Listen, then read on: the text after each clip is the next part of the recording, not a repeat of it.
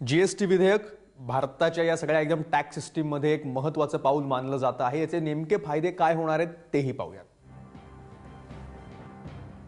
देशाच्या दरडोई उत्पन्नामध्ये जीएसटी मुळे 2% वाढ होईल असं म्हटलं जात आहे। एक देश एक कर असं याचं स्वरूप असल्यामुळे दोन राज्यांमध्ये वस्तूंची ने-आण करणंही सोपं होणार आहे। कर रचना पारदर्शक होऊन असमानता नष्ट व्हायला मदत होईल असं जीएसटीचं म्हणणं आहे। कर वसुली करताना अधिकाऱ्यांचा हस्तक्षेप खूपच मर्यादित असणार आहे। राज्यांमधली गुंतवणूक वाढून रोजगार निर्मिती आणि आर्थिक विकास वाढणार आहे अशी अपेक्षा आहे।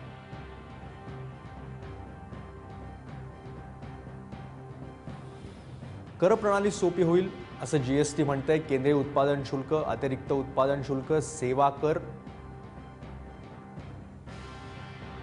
काउंटर व्हॅल्यूइंग ड्यूटी, विशेष अतिरिक्त सीमा शुल्क, वस्तू आणि सेवा कर, केंद्रीय उपकर आणि सेस केंद्राचे अप्रत्यक्ष कर जे आहेत ते असणार आहेत।